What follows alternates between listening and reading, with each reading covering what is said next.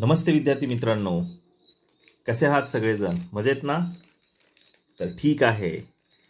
आज आपण बघणार आहोत इयत्ता 12वी फिजिक्समधील रोटेशनल डायनॅमिक्स हा जो काय आपला पहिला टॉपिक आहे.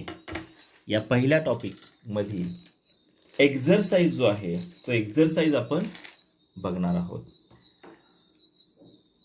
12वी physics Maharashtra state board, topic first, rotational dynamics exercise. Question first काय बघा, चूज द करेक्ट ऑप्शन, म्हणजेच योग्य पर्याय निवडा. त्यामधील पहिला आहे आपल्याला, म्हणजेच थोडक्यात त्याला आपण MCQ पण असं म्हणू शकतोय, बरोबर आहे.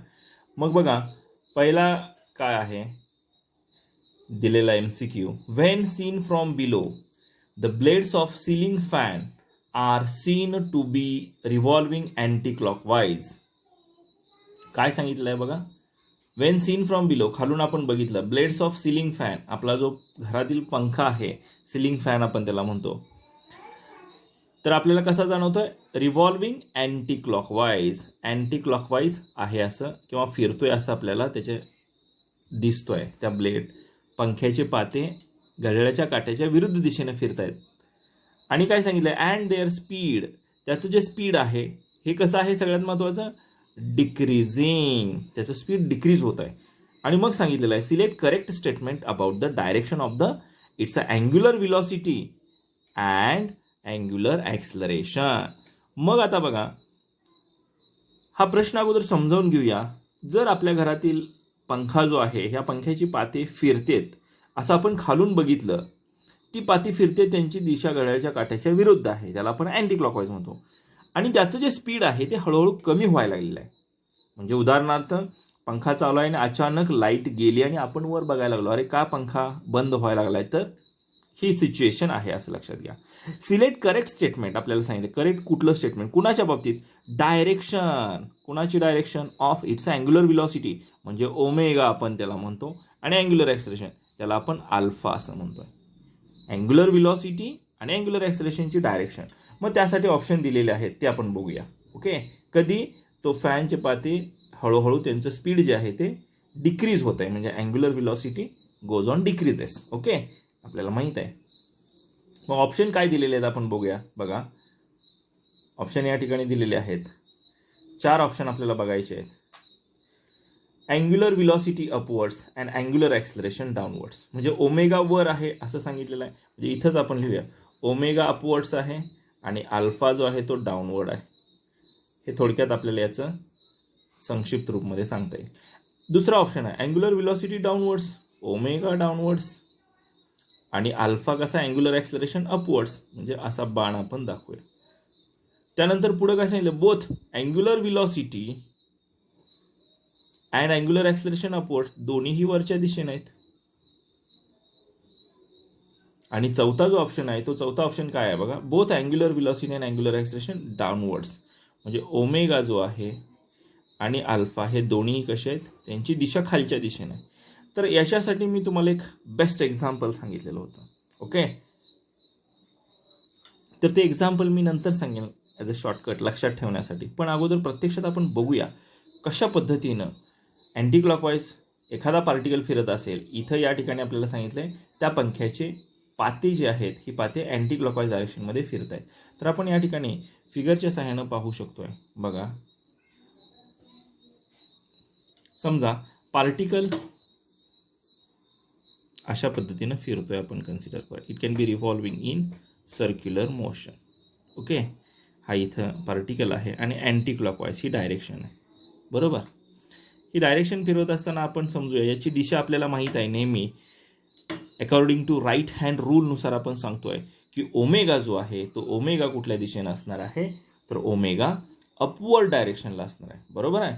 म्हणजे आपल्याला सांगता येईल निश्चितच अँटी क्लॉकवाईज, आपल्याला माहिती आहे घड्याळाचा अशा पद्धतीनं जर आपण बघितलं अँटी क्लॉकवाईज, बघा इथं तर अंगठावरच्या दिशेने आहे. ओके, ह्या कॅमेऱ्याच्या दिशेने आहे, तुमच्या दिशेने आहे म्हणूया. म्हणजेच इथं डायरेक्शन दाखवताना ओमेगा किंवा अँग्युलर डिस्प्लेसमेंट असू द्या, अँग्युलर व्हेलॉसिटी असू द्या, ह्या सगळ्यांची डायरेक्शन कुठल्या दिशेने असते, किंवा अँग्युलर ॲक्सलरेशन, म्हणजे इथं ओमेगा कुठल्या दिशेने असणार आहे, वरच्या दिशेने असणार, बरोबर आहे. मग या ठिकाणी ज्यावेळेस एक एक्सेप्शनल केस तुम्हाला मी सांगितली होती, ओमेगा जर डिक्रीज होत असेल, बघा सुरुवातीला आपण ओमेगा इन्क्रीजेस, इफ पहिली केस जी आहे ते आपल्याला सांगता येईल, if omega that is angular velocity goes on increasing, increase होतंय त्यावेळेस काय, ही पहिली केस आपण म्हणूया फर्स्ट केस, त्यावेळेस ओमेगा आणि अल्फा म्हणजे अँग्युलर ॲक्सेलरेशन त्याच दिशेने असणार आहेत. म्हणजेच काय, the direction of angular acceleration is in the direction of angular velocity, म्हणजे दोन्हीही वरच्या दिशेनं. ओमेगा ज्यावेळेस कमी होतोय, इन्क्रीज होत असताना ओमेगा वाढतोय म्हणजे स्पीड पंख्याच्या पात्याचं वाढतंय, अशा वेळेस अल्फा आणि ओमेगा वरच्या दिशेने. या उलट दुसरी जर कंडिशन आपल्याला बघायची झाली तर आपल्याला सांगता येईल, समजा या ठिकाणी दुसऱ्या केसमध्ये आपण असं बघूया की ओमेगा अँटी क्लॉकवाईजमध्येच आहे पार्टिकल, ओके, पण ओमेगाची डायरेक्शन बदलणार नाही, ओमेगा त्याच दिशेने असेल, का तर according to right hand rule आपल्याला माहीत आहे. पण अल्फा कसा असेल हे विचारले, कधी, वेन आपल्याला माहीत आहे काय सांगतंय, Wien,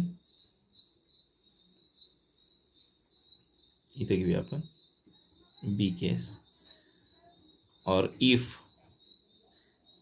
omega that is angular velocity or angular speed goes on decreasing, decrease होत असताना हे आपल्याला बघायचं आहे. मग डिक्रीज होत असतानाच वर आपल्याला विचारलंय, त्यावेळेस काय सांगते, alpha which is in opposite direction as that of omega, okay, असं आपल्याला. मग याचं म्हणजे थोडक्यात काय, ओमेगा वरच्या दिशेनं असेल, अल्फा खालच्या दिशेनं असणार आहे, ओके. म्हणजे ओमेगा म्हणजेच angular velocity is in upward direction and angular acceleration is in downward direction, कधी, when it is angular speed goes on decreasing. आणि याच्या उलट इथं सांगितलंय, when angular speed goes on increasing, त्यावेळेस angular acceleration is in the direction of angular speed, म्हणजे दोन्हीही वरच्या दिशेनं. इन्क्रीज होत असेल तर दोन्ही एका दिशेनं, जर ओमेगा डिक्रीज होत असेल तर ओमेगा वरच्या दिशेनंच राहणार आहे, अल्फा हा त्याच्या विरुद्ध दिशेनं असणार आहे. म्हणजे हा ऑप्शन आपल्याला बघायचा आहे, angular speed goes on, angular speed और angular velocity upward direction and angular acceleration downward direction. तर आपण बघूया कोणता पर्याय आहे. या ठिकाणी आपल्याला दिलेलं आहे बघा, पहिलाच ऑप्शन आहे angular velocity upwards, angular acceleration downwards. म्हणजे या ठिकाणी आपला पर्याय कोणता असेल, बरोबर पहिला पर्याय, बाकीचे पर्याय, ओके. आणि मग इथंच आपण बघूया, बोथ अँग्युलर व्हेलॉसिटी आणि अँग्युलर ॲक्सेलरेशन अपवर्ड्स कधी असणार आहे, तर इथं दिसलंय, जर समजा angular velocity that is omega goes on increasing या केसला असणार आहे.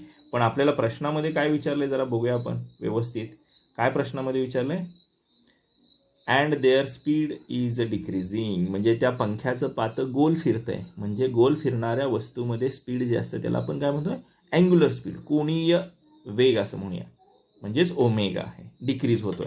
म्हणून आपण डिक्रीज होतोय तर ऑप्शन ए का दिला, तर बघा angular velocity upwards and angular acceleration downwards इथं दिलेलं आहे. आपण ही जी फिगर आहे ती त्याच्यासाठी आहे, ओके. आता हे झालं एक्सप्लेनेशन, पण थोडक्यात एक तुम्हाला सांगायचं म्हणजे काय बघा, साधं उदाहरण सांगतो की जेणेकरून अशा प्रकारचा जर तुम्हाला क्वेश्चन आला असेल तर तुम्हाला सांगता येईल काय, की हेलिकॉप्टरचं उदाहरण आपल्याला घ्यायचं आहे. हेलिकॉप्टर बघा, आणि त्याच्या पंख्याची पाते जी आहेत हे ज्यावेळेस ते वर उड्डाण घेणार आहे त्यावेळेस पंख्याच्या पात्याचा वेग जो आहे तो वाढवला जातो, आणि ज्यावेळेस ते लँड होणार आहे त्यावेळेस पंख्याच्या पात्याचा वेग हा कसा असतो, डिक्रीजिंग, ओके. इन्क्रीजिंग आहे त्यावेळेस अल्फा पण वर जाणार आहे, ओमेगा ऑलरेडी वरच आहे, पण ज्यावेळेस डिक्रीज होतो त्यावेळेस काय होतं,